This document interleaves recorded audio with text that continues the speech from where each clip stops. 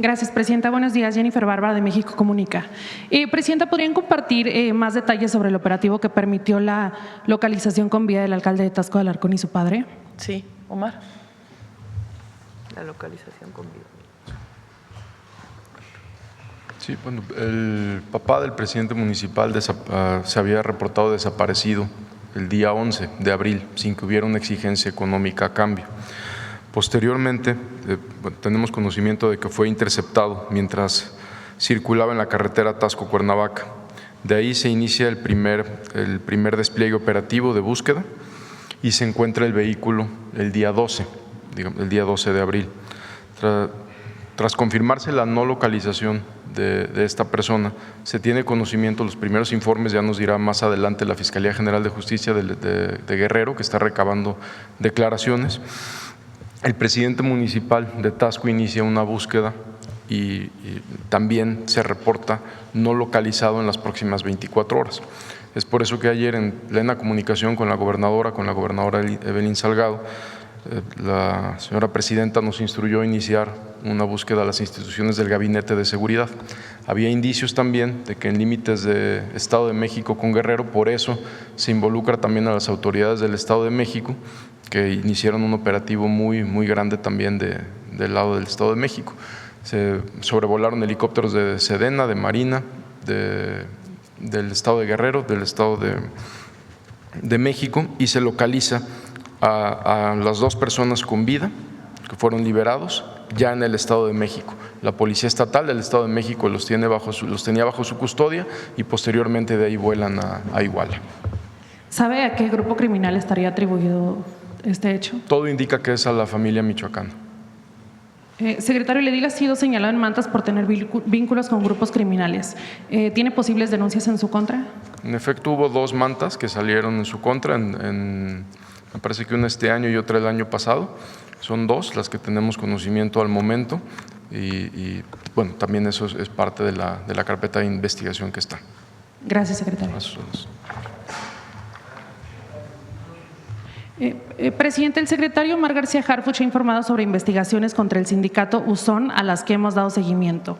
Desde 2022, empresarios de Zumpango denuncian una red de corrupción vinculada al exalcalde Miguel Ángel Gamboa Monroy relacionado con dicho sindicato.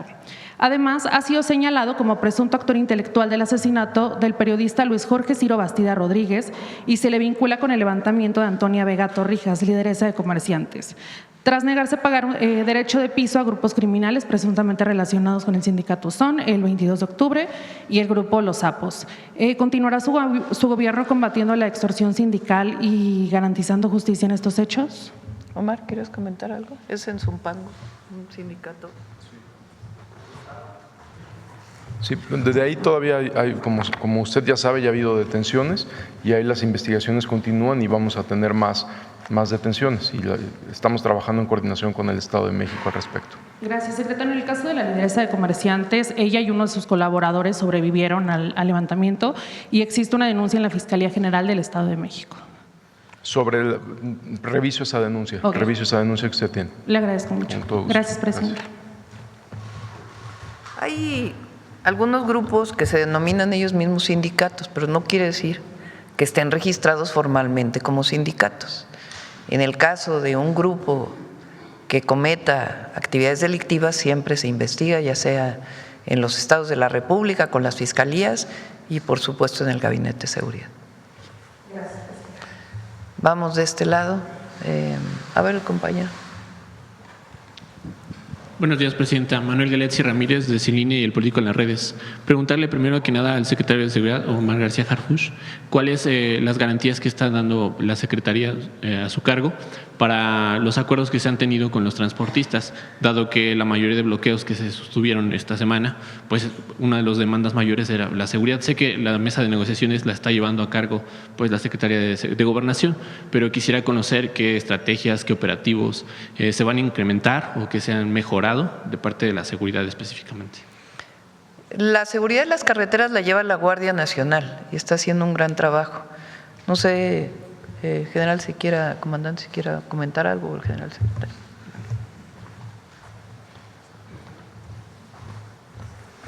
Sí, buenos días, con su permiso, señora presidenta.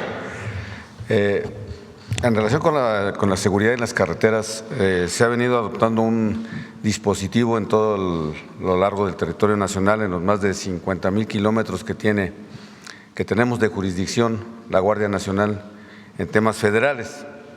Hay un dispositivo que en particular se ha trazado para evitar el robo en tramos que son de alta incidencia delictiva, particularmente en los de Puebla, Hidalgo, Querétaro, San Luis Potosí. En estos tenemos más de 20,000 elementos que están distribuidos, apoyados con personal de campo, personal que se encuentra en el tema de carreteras, propiamente la Dirección General de Carreteras de la Guardia Nacional, y apoyados con personal de campo. Hay un dispositivo que le hemos llamado un plan que se ha llamado el Cero Robo a Carreteras, y en los últimos meses hemos tenido prácticamente una reducción, una tendencia totalmente a la baja. Y estamos coordinados obviamente con todas las instancias de las agrupaciones del territorio nacional, pues para recibir sus denuncias. Hemos estado en contacto con ellos, atendiendo precisamente el robo que tienen el autotransporte, particularmente de carga, y en los cuales hemos tenido buenos resultados, hemos recuperado bastantes vehículos y se ha evitado el robo particularmente en esos tramos. Sería el comentario. ¿Hay algo, perdón, en particular que se haya acordado con estas protestas recientes? No sé, a lo mejor Sego puede ir a complementar al respecto. Bueno, en cuanto a los acuerdos que hemos llegado con todas las cámaras del transporte, es precisamente de mantener las denuncias y estar en contacto con ellos en todas las entidades, con las coordinaciones estatales, con las coordinaciones territoriales en cada entidad, para resolver de manera puntual y personal los tramos de carretera en donde tengan ellos alguna incidencia, y han sido de manera oportuna atendidos. Y en tema de transporte público, secretario, ¿hay algo en particular que esté implementando? Pues dado que estos ilícitos son que preocupan a la ciudadanía constantemente. En el tema del transporte público estamos en contacto también con las entidades, sin embargo es un tema de los estados, de los municipios en particular. Ellos son los que atienden estos delitos, los que se dan internamente en las carreteras interestatales, pero de alguna manera estamos en coordinación con todos nuestros coordinadores en cada uno de los estados. Presidenta, también quisiera preguntarle al titular de Marina, ¿qué condiciones tiene el buque Escuela Cuauhtémoc, que ahora se autorizó en el Senado su salida para capacitación? Asimismo, preguntarle qué avances hay en la investigación tras casi un año del accidente que tuvo en Estados Unidos.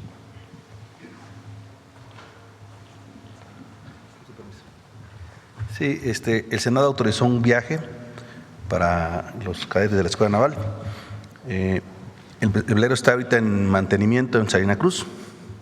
Estará listo en junio para salir sin ningún problema.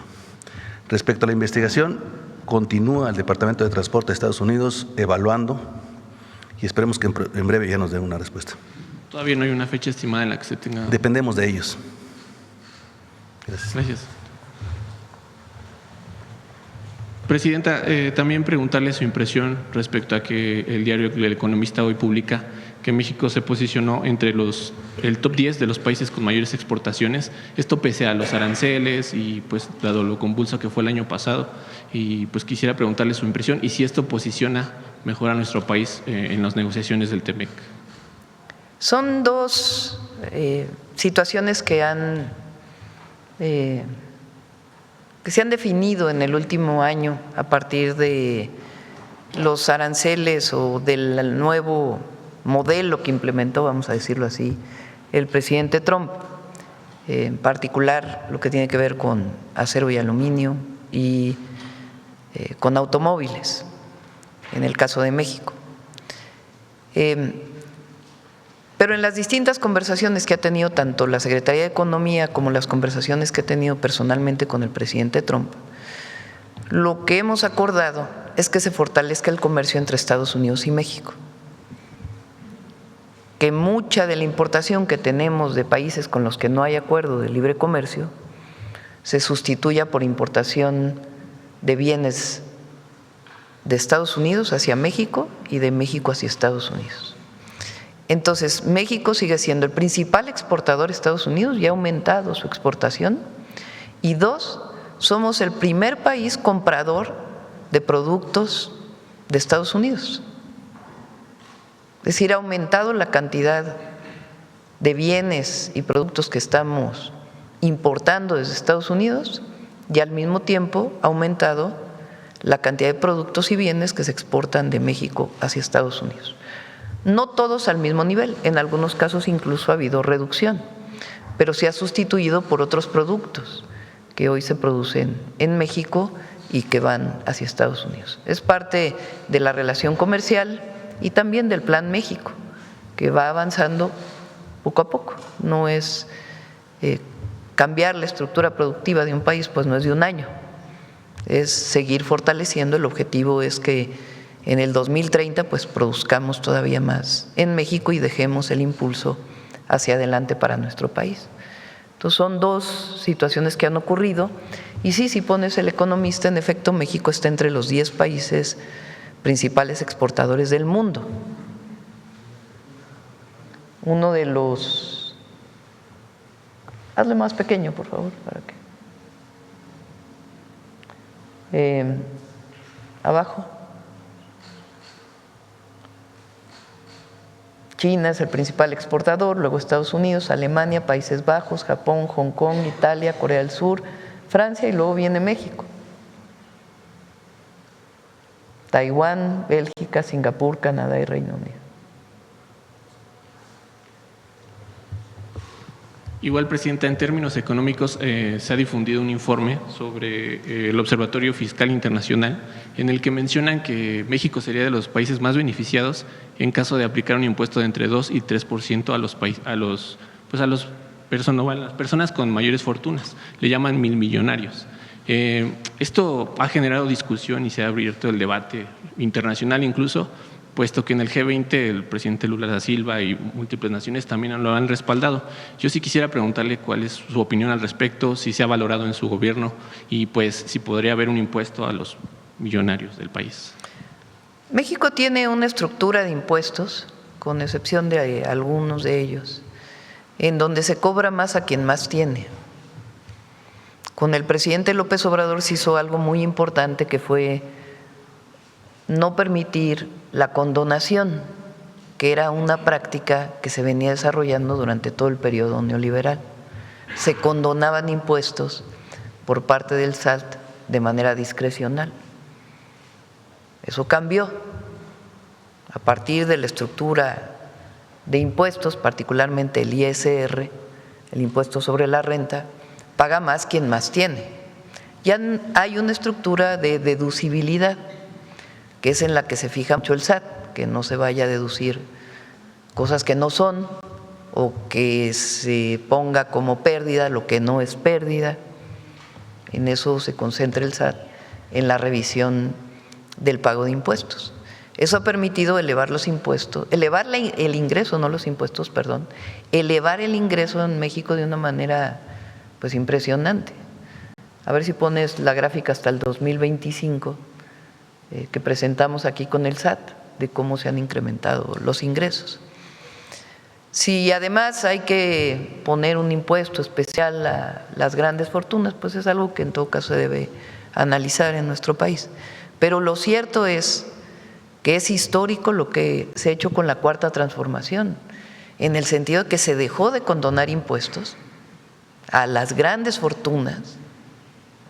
Ya es inconstitucional hacerlo. La Constitución prohíbe condonar. Y segundo, cobrar bien los impuestos. Fortunas que no se cobraban, hoy se cobran de impuestos y la gente tiene que pagar. Todos tienen que pagar sus impuestos y obviamente quien más tiene, pues paga más. Entonces esa es la estructura, es constitucional. La Constitución dice que el esquema tributario en nuestro país tiene que ser progresivo, paga más el quien más ingresos tiene. ¿La tienes, la del SAT? ¿Se vea nada más? No, pero incluso desde antes, ¿no la tienes desde antes? porque es mucho más impresionante porque aquí es desde el presidente López Obrador. O sea, el presidente recibe en 4 billones de ingresos, o el primer año tiene 4 billones. Después, a pesar de la pandemia, se incrementa, bueno, disminuye muy poco en términos reales la recaudación. Él cierra, y nuestro cierre también, de octubre a diciembre, en 5 billones 558 mil 349. Y nosotros aumentamos a 6 billones de recaudación. Aquí ya vamos a presentar con la Secretaría de Hacienda cómo se distribuyen esos 6 billones. De esos 6 billones, 1 billón va de regreso a la gente, de manera directa, con los programas de bienestar. 1 billón. A ver si lo tienes de antes.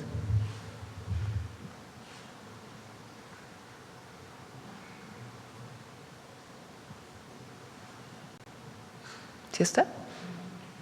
Tantito. Bueno, seguimos y ahora… Presidenta, lo interesante de este informe también es que menciona que a partir de este impuesto incluso podría recaudarse más para destinarlo a programas sociales, mejor en servicios públicos. Sí, es algo que hay que analizar. No decimos… por el momento no lo tenemos como parte de una reforma mayor fiscal. Lo que hemos estado haciendo pues es actualizar esencialmente lo que se paga. El solo hecho de que ya no se condone ya ha distribuido la riqueza. Hay 3 acciones que distribuyen la riqueza de manera muy importante en el país y redujo desigualdades. Porque en México no solo se redujo la pobreza, sino una reducción de las desigualdades. Pasamos de ser uno de los países más desiguales del mundo al segundo país menos desigual de América Latina en el 2024. Entre 2019 y 2024, 2018 y 2024. ¿Qué acciones distribuyen la riqueza? Número 1, el aumento al salario. Al aumentar el salario mínimo se distribuye la riqueza, porque los trabajadores reciben más por su trabajo que lo que recibían antes. Número 2, los programas de bienestar. Y número 3, el dejar de condonar impuestos.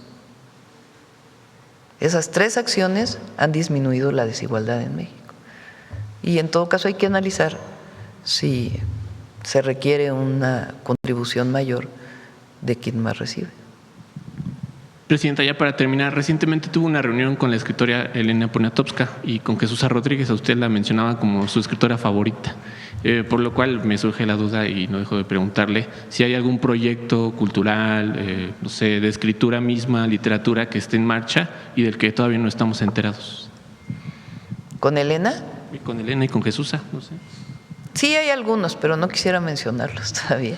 Elena cumple 94 años. Y ella, cuando llegó, le dije a Luisa, que es la compañera que me ayuda en presidencia, ella organiza toda la oficina junto con Carlos Augusto.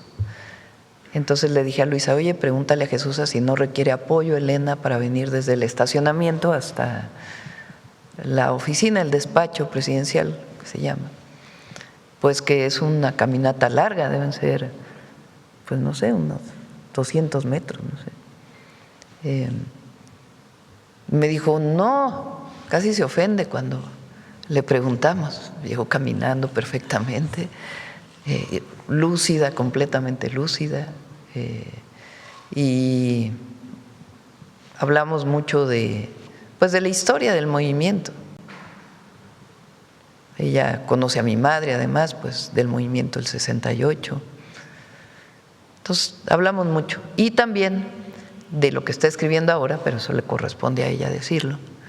Y lo importante que es resguardar todo el acervo de Elena, que es muy importante. Gracias, presidenta. Sí. Bueno, de este lado. Vamos de este lado. A ver, el compañero. Buenos días, presidenta. Alonso Urrutia, del periódico La Jornada. Ayer falleció el connacional número 15 en lo que va de la administración Trump. ¿Qué opinión le merece y qué acciones debería hacer México para protestar por esta situación? Primero, se hizo una carta muy fuerte. Ayer hubo un comunicado de la Secretaría de Relaciones Exteriores al gobierno de Estados Unidos. Número 2, di instrucciones a todos los cónsules en donde haya centros de detención de esta institución del gobierno de Estados Unidos, de ICE, para que visiten diario los centros de detención. Ellos los visitaban cada semana. Pues ahora les pedí que visiten diario. Si no es el cónsul de manera personal, una persona del consulado. Que se comunique el secretario de Relaciones Exteriores con las instituciones correspondientes del Departamento de Estado para que permitan que los cónsules mexicanos estén diario en los centros de detención y puedan atender a nuestros connacionales en los centros de detención y no solamente una vez a la semana. ¿En cuántos de estos casos ha habido denuncias penales? En el caso de las denuncias, esto es importante, se ha apoyado a las familias para las denuncias. Lo que ahora se está haciendo es ante la Comisión Interamericana de Derechos Humanos y estamos revisando ante otras instancias de Naciones Unidas para denunciar pues estas prácticas en los centros de detención. ¿En ningún caso hay presunción de que haya sido homicidio? Lo que hemos solicitado es la investigación, porque la investigación tiene que hacerla el gobierno de los Estados Unidos y al mismo tiempo, en caso de una denuncia, pues el Ministerio Público y el Poder Judicial, Pero sí para ver en qué respuestas. condiciones. ¿Ha habido respuestas puntuales a cada caso? No ha habido respuestas puntuales a cada caso. Presidente, usted anunció que iba a presentar un documento ante la Comisión Interamericana Sí. de Derechos Humanos. ¿En qué quedó esto? Invitamos al secretario de Relaciones Exteriores o que lo explique. Nosotros vamos a defender a los mexicanos en todas las instancias y no puede permitirse que se tiene que hacer la investigación en caso de que hayan fallecido por un presunto maltrato o una violación a los derechos humanos. ¿Ha estudiado alguna otra acción? Son las acciones que se pueden hacer a nivel internacional. Las denuncias dentro de Estados Unidos, incluso se dio una conferencia de prensa en Los Ángeles en la última ocasión, todas las acciones diplomáticas que se tengan que hacer y las denuncias en las comisiones de derechos humanos o los tribunales internacionales frente a esta situación. ¿En las conversaciones que ha tenido con Trump ha sacado el tema? Hemos sacado el tema de los mexicanos en el exterior Pero y la particularmente protección de el sus los derechos fallecimientos. humanos. En particular sobre el tema de los centros de detención no hemos hablado, pero sí hemos hablado de que no estamos de acuerdo en su momento en las detenciones que estaba haciendo esta institución ICE, porque hay muchos mexicanos que su único delito es no tener papeles, pero son ciudadanos que trabajan allá. Entonces, por supuesto que vamos a hacer todo lo necesario para defender a los mexicanos. Por otro lado, Presidenta, preguntarle sobre este asunto de la mina de Camino Rojo. ¿Qué información le dio el secretario del El día de Trabajo? hoy apenas me voy a reunir con Marat para poder informar aquí en la mañanera y todo lo que se requiera respecto Eventualmente a este sí caso. hubo complicidad entre la empresa y el crimen Eso es lo que organizado. estamos revisando con el Gabinete de Seguridad y además pues todo lo que tiene que ver con los paneles internacionales. Pero ¿se podría eventualmente retirarle la concesión a la mina? Vamos a revisarlo con el secretario del Trabajo y por supuesto lo informamos. Presidente, y por otro lado, reconociendo la importancia de la reducción de los homicidios que ha tenido su gobierno y el éxito de su estrategia, me llamó la atención que es la primera vez que hay un repunte en el número de homicidios. Pasaron de 49.3 a 51.4. No, ha habido varias veces, si pones los meses. No es lineal de que todos los meses vaya bajando. Por ejemplo, si te fijas, de mayo de 2025 a junio de 2025 hubo un ligero incremento. De julio de 2025, no, a ver.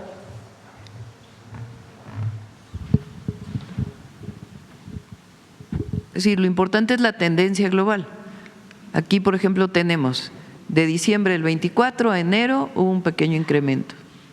De mayo del 25 a junio hubo un pequeño incremento. De agosto a septiembre hubo un pequeño incremento. De octubre a noviembre también hubo un pequeño incremento. Después bajó y luego también hay un pequeño incremento, pero es menor a enero de 2026. Entonces, no es que todos los meses baje, lo importante es la tendencia general que hay en un periodo pues, de 3-4 meses. Hay dos estados que antes no estaban entre los más violentos del país, que son Morelos y Oaxaca. Particularmente Oaxaca nunca había estado en esta situación, pero desde que llegó el gobernador Salomón Jara ha incrementado la violencia en esa entidad. ¿Qué diagnóstico tienen al respecto?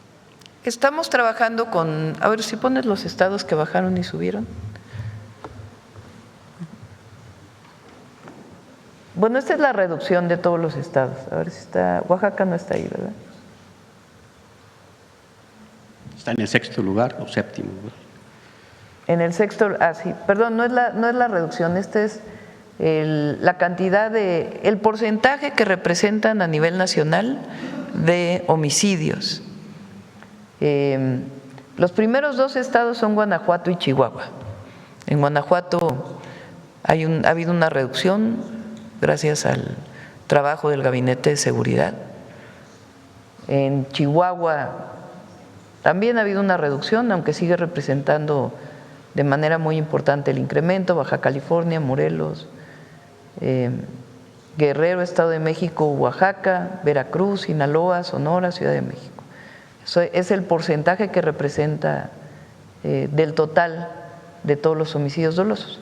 Y no si quieras comentar algo, Omar, sobre Oaxaca, el trabajo coordinado que se está haciendo con Oaxaca, Morelos también, Veracruz.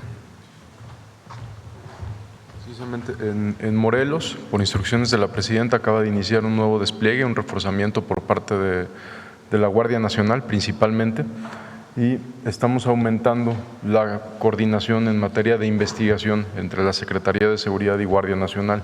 En Morelos es donde ya se desplegaron ya llegaron algunas personas, y esta semana van a llegar las otras células de investigación de Guardia Nacional y de la Secretaría de Seguridad. En Oaxaca tenemos principalmente una coordinación con la Fiscalía y la Secretaría de Seguridad con distintos operativos. Aquí hemos mencionado varias detenciones que se han hecho en conjunto, y cuando hay un repunte o un caso relevante, no solo en Oaxaca, sino en cualquier estado, pues inmediatamente trabajamos en coordinación con todo el Gabinete de Seguridad, con las fiscalías de los estados. Pero más allá de la coordinación, ¿a qué atribuyen? ¿Qué diagnóstico tienen del repunte de la violencia en Oaxaca? Bueno, ha habido varios factores. Principalmente no ha habido como tal un repunte por delincuencia, digamos, por una rivalidad delincuencial. Han sido casos específicos, no tenemos un repunte permanente en la violencia. ¿Hay mayor presencia de la delincuencia organizada en Oaxaca? Mayor que, no tenemos algo que digamos, que señale que ahora hay más células de delincuencia organizada en Oaxaca que antes, no. Cada caso en donde ha habido homicidios o cada caso violento se va a investigar y se va a dar. ¿En el caso de Morelos? En el caso de Morelos hubo un repunte, y por eso la presidenta instruyó este reforzamiento casi de manera inmediata. Hemos estado en coordinación permanente también con la gobernadora de Morelos. ¿Y ese repunte a qué lo atribuye? Es por rivalidad delincuencial.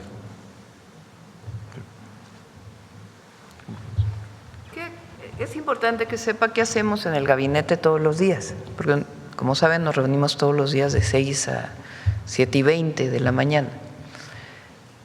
Todos los días vemos la incidencia por estado, todos los días. Hay una primera presentación que hace el secretario Omar de las detenciones o casos relevantes que haya habido el día anterior. Todos los días vemos la plataforma que tenemos, en donde vemos la incidencia delictiva por estado y por municipio, principalmente en homicidios. Cuando vemos que hay 3 meses en donde hay una tendencia a la alza en homicidios, reforzamos las medidas. Hablamos con el gobernador o gobernadora, sea que nosotros vayamos al estado o viene el gobernador o gobernadora al Gabinete de Seguridad con su equipo, se revisa la estrategia, se les da un informe por parte nuestra de en qué zonas incluso cuáles son lo que se llaman las áreas más de mayor delincuencia, a partir de zonas que se determinan verdes, amarillas, rojas, por municipio incluso. Por ejemplo, si repunta en Cuautla, por decirlo así, en Morelos, se hace un análisis de Morelos, de Cuautla, de la incidencia delictiva en Cuautla, en qué zonas es, no solamente de homicidios, sino de otros delitos. Se invita a la gobernadora de Morelos, se le dice, estamos viendo este repunte, ¿cómo nos podemos coordinar para poder disminuir? Entonces, esto es lo que se hace todos los días, todos los días. Si hay un municipio, por ejemplo, Guanajuato, León, que haya repuntado, de inmediato incluso invitamos al presidente o presidenta municipal con la gobernadora para revisar.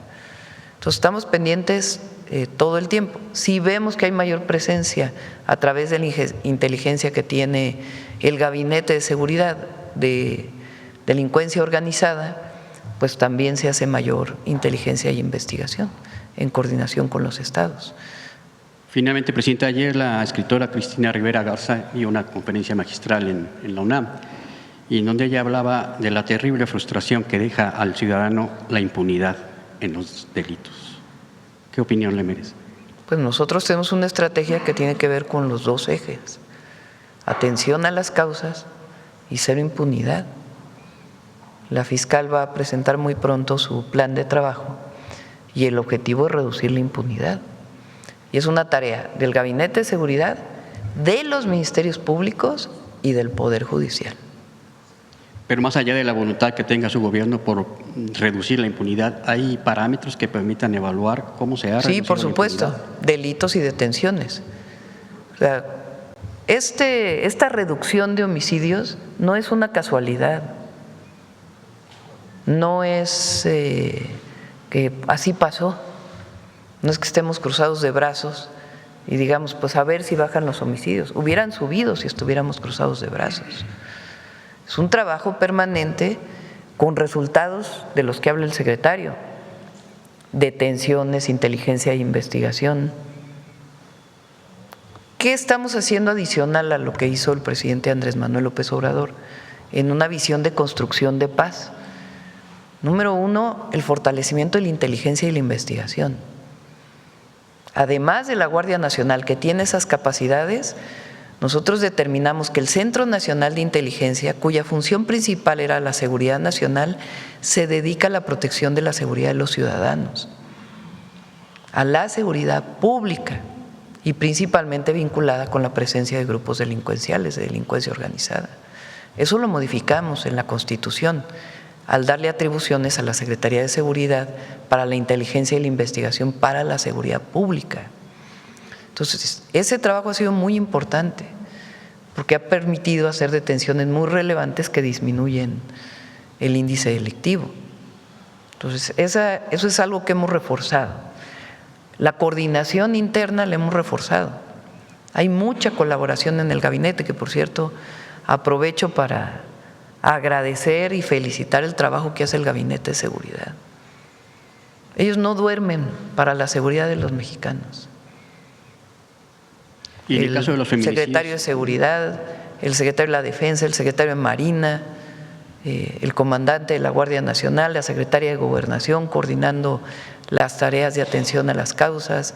Marcela Figueroa está permanentemente evaluando tanto los recursos que se dan a cada estado y a cada municipio, en qué se está gastando, cómo se está gastando, que se gaste de manera honesta, y al mismo tiempo revisando todas las estadísticas.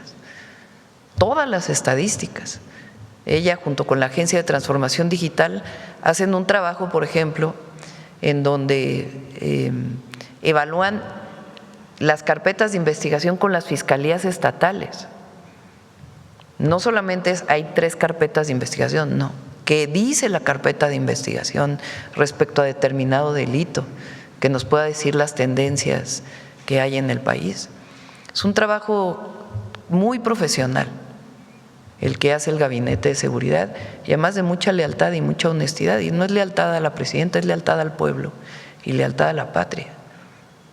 Entonces, ha hecho un trabajo extraordinario y nos vemos todos los días y todos los días analizamos y a veces nos hablamos 2 o 3 veces al día para ver qué está pasando. Por ejemplo, ayer con el tema del alcalde de Taxco, se informa en gabinete que que ha desaparecido el padre.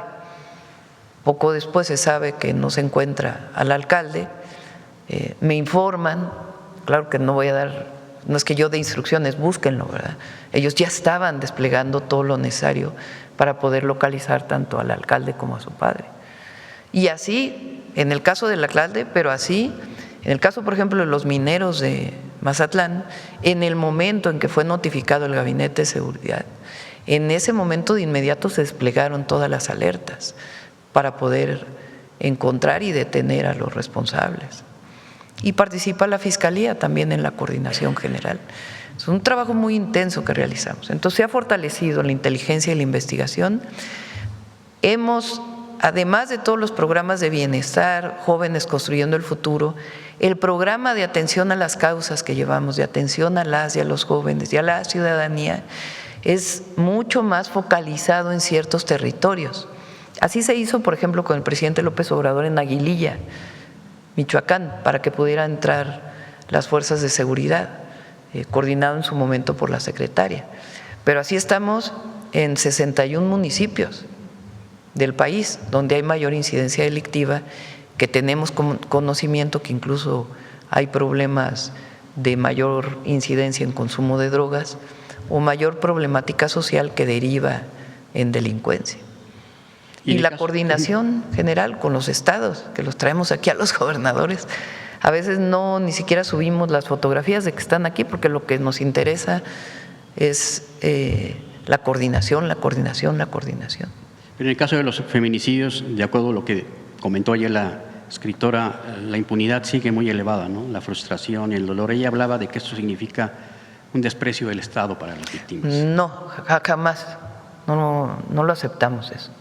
Acabamos de enviar porque su caso es de hace Acabamos de enviar una iniciativa. O sea, cuando entramos al gobierno de la ciudad, la fiscal Ernestina Godoy, que es una feminista histórica y una defensora de los derechos humanos toda su vida, una militante por los derechos del pueblo de México, además de una excelente abogada, hoy penalista, no era penalista, pero hoy es penalista.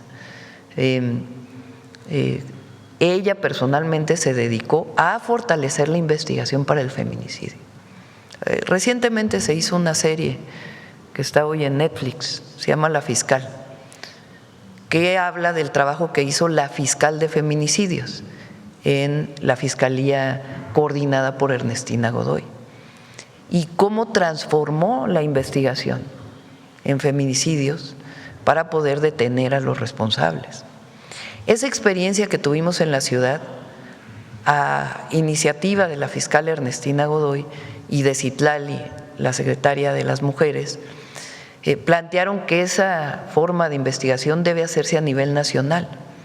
Por eso la modificación constitucional para que el feminicidio pueda tener una ley general de atención a los feminicidios. Y estamos construyendo la ley general. Y el objetivo es cero impunidad.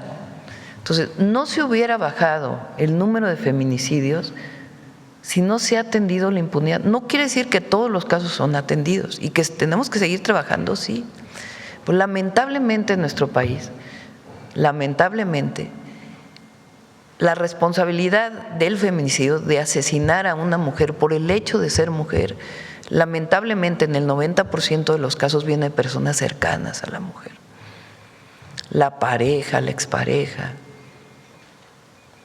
Entonces, el esquema de investigación que desarrolló Ernestina Godoy en la Fiscalía de la Ciudad de México tiene que ver con eso y con hacer lo que llamó entonces la fiscal Laura, no recuerdo su apellido ahora, que trabajaba con Ernestina Godoy y la fiscal Bedoya, ¿no? Borbolla, Laura Borbolla, y la fiscal que los nombres no se me quedan, Sayuri, desarrollaron un esquema que le llaman turno continuado, que permite que la flagrancia pueda continuar para poder hacer las detenciones a partir de la denuncia de la familia. Con estas reformas, estas estrategias se irán a todos los estados para reducir Sí, la por eso es una ley general. Hicimos una ley general para extorsión. Hay 3 leyes generales que hemos, bueno, 4 leyes generales. ¿Qué quiere decir ley general? Que cuando se hace una ley general, los estados tienen necesariamente que hacer una ley equivalente a la ley general que se hace a nivel federal. Eso es una ley general. La ley general del equilibrio ecológico, por ejemplo, en el tema ambiental, pues todos los estados tienen que tener su ley. Por eso son leyes generales. Entonces, hicimos la ley general para extorsión, para que todos los estados tengan el mismo esquema de investigación para la extorsión. Hicimos la ley general para aguas, otro tema distinto. Y hoy estamos haciendo la ley general para el feminicidio, para que a nivel nacional se investigue de cierta forma el feminicidio y los estados, los ministerios públicos de los estados tengan necesariamente una fiscalía de feminicidios y que tenga un esquema de investigación y de cero impunidad similar al que se desarrolló en la Ciudad de México, que permitió disminuir los feminicidios. No es lo único, hay que atender las causas, la discriminación contra las mujeres, el machismo, la violencia.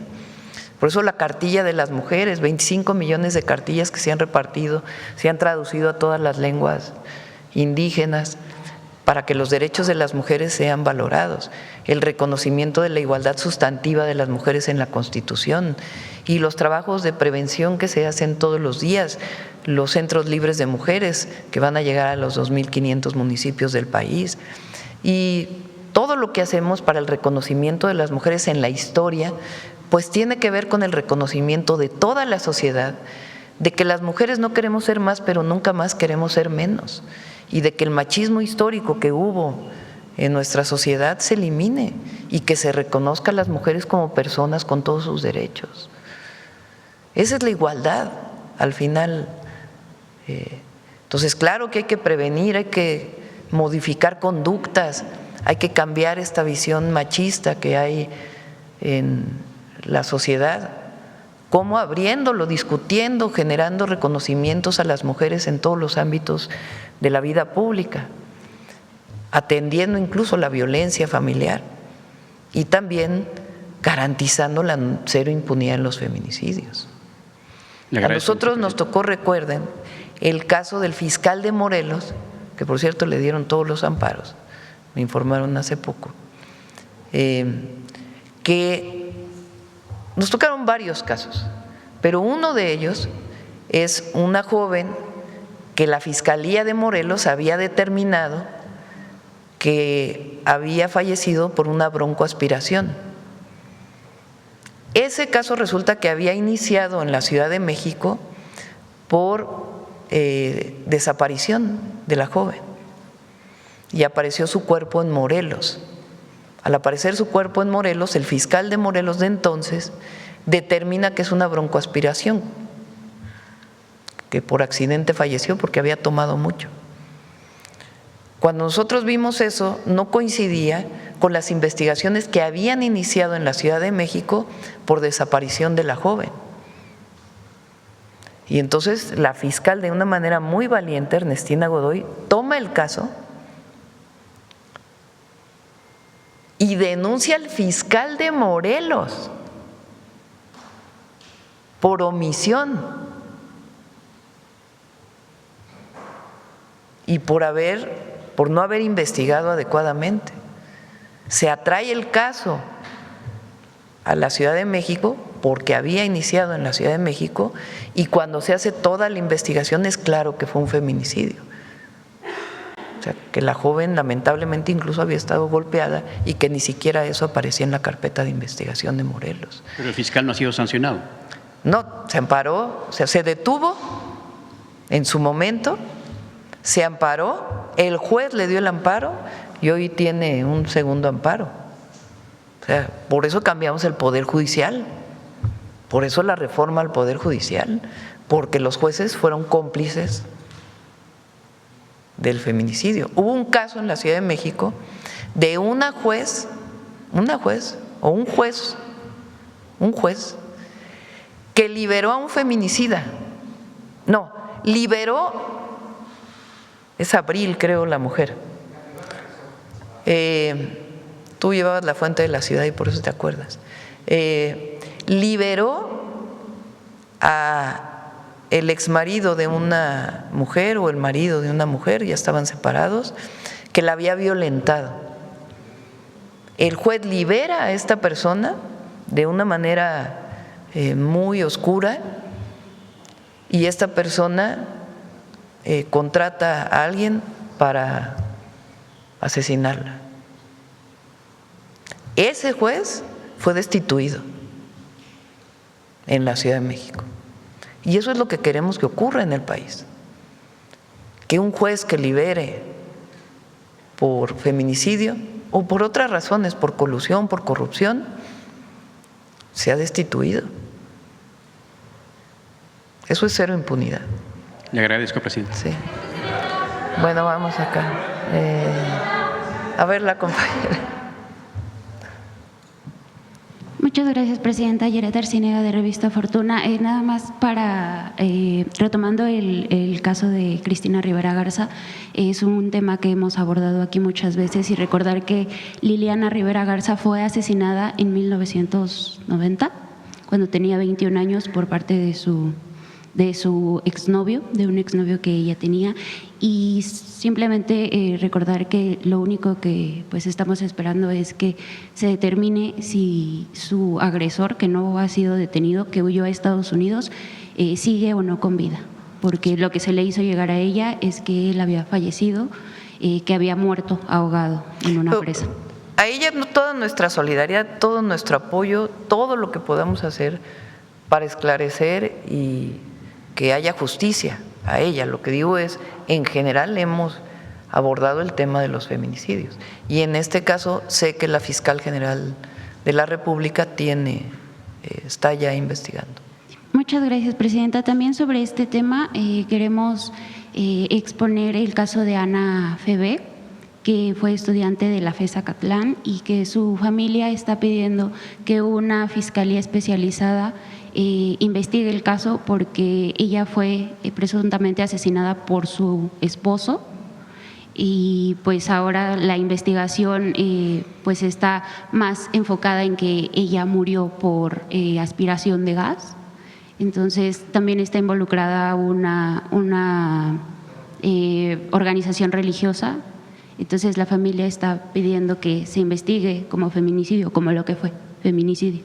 La ley general, por cierto, lo que dice es que una muerte violenta de una mujer tiene que ser investigada de origen como feminicidio. Si en el transcurso de la investigación resulta que no es feminicidio, que fue un homicidio por otras razones o un suicidio, después se cambia la carpeta, pero de origen tiene que ser investigado por feminicidio. En este caso fue en el Estado de México y vamos a, no sé si ustedes tienen algo de información, sino para solicitar al fiscal del Estado de México que… Muchas gracias, presidente. Preguntarle igual de este tema, si se ha analizado que la ley contra el feminicidio sea retroactiva, precisamente para volver a abordar o reabrir casos como el de Liliana y que se pueda hacer justicia de alguna manera. Vamos a verlo con la Consejería Jurídica y la fiscal general. Muchas gracias, presidenta. En otro tema, muchos mineros, presidenta, han perdido la vida haciendo pues nada más que su trabajo. Ahora que se logró encontrar y rescatar a un minero que estuvo atrapado prácticamente 15 días y quizá por primera vez se le dio esperanza a una familia, ¿qué podría cambiarse desde la política pública para el sector minero, para proteger pues más a sus trabajadores y que no vuelva a ocurrir lo que pasó en Pasta de Conchos, presidenta? Primero la investigación de la Fiscalía debe seguir, porque hay que ver la causa del derrumbe. No es solamente, evidentemente, en la carpeta de investigación que se abre en la Fiscalía de Sinaloa por haber encontrado sin vida a otros mineros también, de los 5 mineros. No sé si son 2 o es 1. Ahora me quedé con la duda. es un minero que se ha encontrado sin vida. En este caso, pues tiene que haber una investigación. Y la investigación tiene que tener peritajes para saber qué pasó en la mina para que hubiera esta caída que hubo de material dentro de la mina y después de agua. Entonces, en este como en otros casos hay investigaciones que tienen que hacerse. El secretario del Trabajo tiene la instrucción de mi parte desde el primer momento que entramos al gobierno de que en el caso de la minería tiene que haber inspecciones mucho más detalladas para garantizar la seguridad de los mineros. Entonces podemos traer a Marat para que informe todo lo que se ha hecho. Muchas gracias, presidenta. En otro tema, ayer se anunció en el SAT cambios pues en la administración de grandes contribuyentes del organismo tributario. ¿Podría comentarnos si este cambio de Jennifer Cristel Castillo significa un cambio en la forma en la que pues se ha gestionado el pago de grandes deudas fiscales y también pues por qué el cambio, presidente? Discúlpame, me distraje otra vez.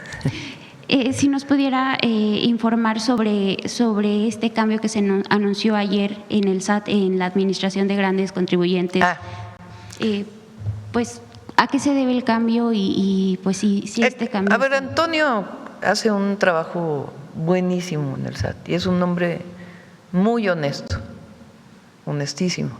Yo lo conocía poco cuando entramos al gobierno. Y ahora, a lo largo de este año y medio que hemos estado en el gobierno, hace un trabajo muy profesional. Pero pues siempre tiene que haber renovación de las distintas áreas. La compañera que está entrando ahora al SAT, ella nos acompañó desde el gobierno de la ciudad en varios temas y ahora estaba en la Secretaría de Energía. La conozco también, es una mujer muy honesta, muy estudiosa.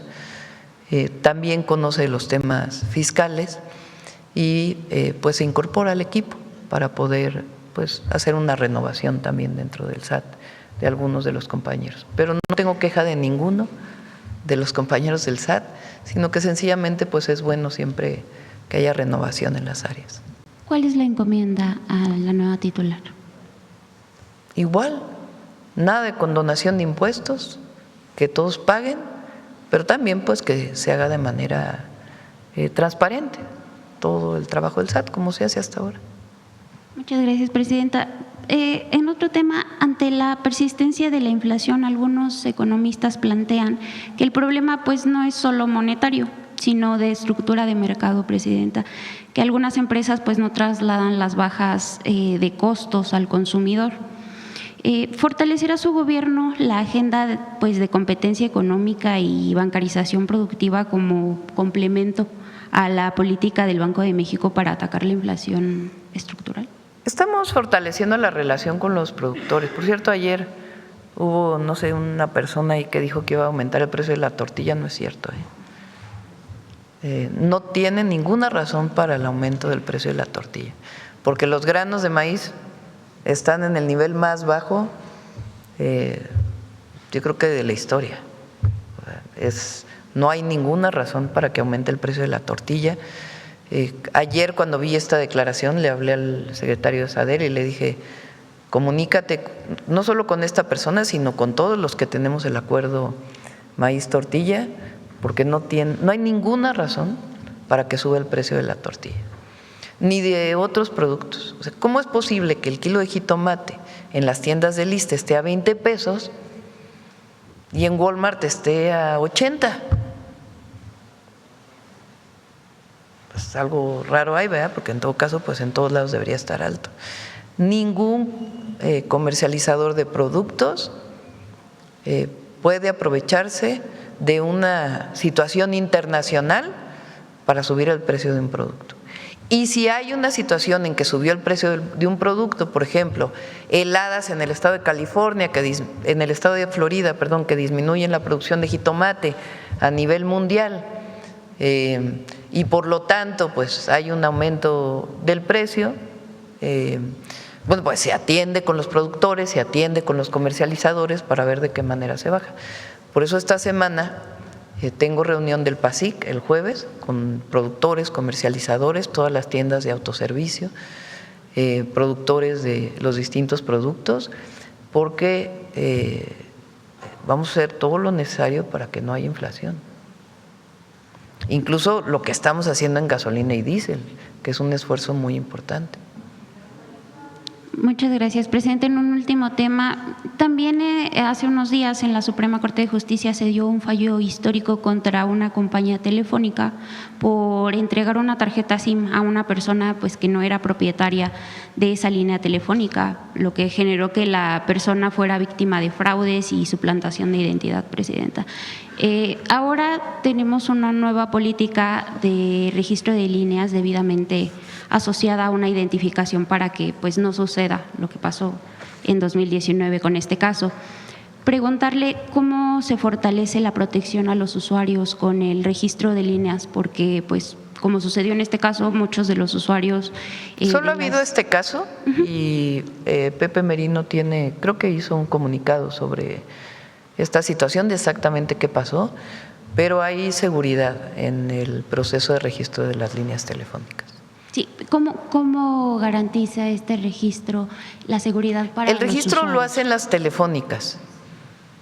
Si estás en Telcel, pues lo hace Telcel. Si estás en AT&T, lo hace AT&T. No sé, las otras telefónicas. Ellos hacen los registros y ellos deben de garantizar la seguridad.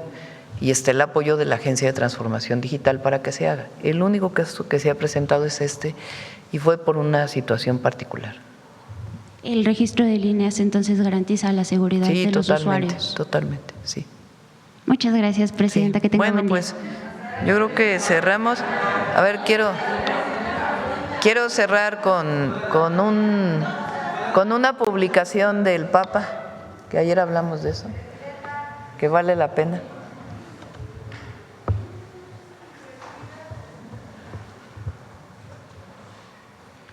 Nuestro mundo la hizo el 13 de abril.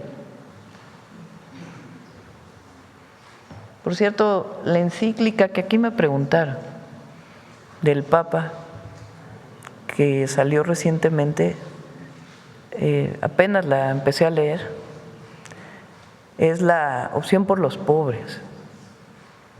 Es una visión muy importante de la Iglesia conducida por el Papa León. Nuestro mundo necesita hombres y mujeres de fe, sedientos de justicia y de unidad. Por eso, ante una humanidad deseosa de fraternidad y de reconciliación, es un gran don y un compromiso bendecido el declararnos con fuerza y ser siempre juntos, hermanos entre nosotros e hijos de Dios. Pero vean lo que viene acá abajo. Súbelo, por favor. Compartir lo que se tiene es una cuestión de justicia. Injusto es quien acumula riquezas y permanece indiferente ante los demás. Esta visión de la justicia es simple y radical. Reconoce en el otro la imagen de Dios, más allá de la religiosidad. Una religión sin piedad y una vida social sin solidaridad, con un escándalo a los ojos de Dios.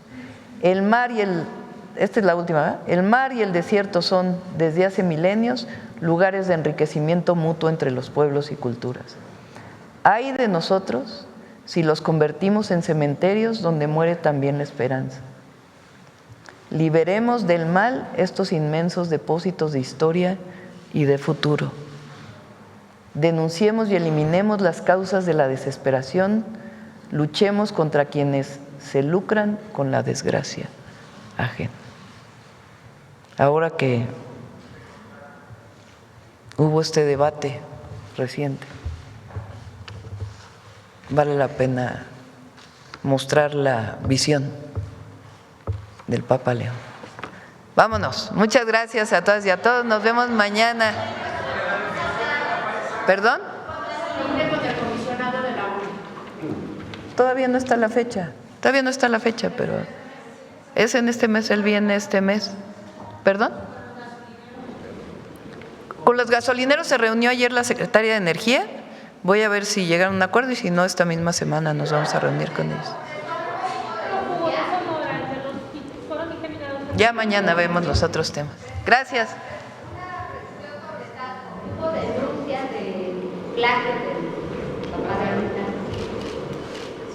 Que si hubo denuncia relacionada con la… Si se sigue investigando el tema… Ya está la Fiscalía General de Justicia del Estado de Guerrero desde ayer, cuando estuvo con las 2 personas liberadas, están tomando las declaraciones.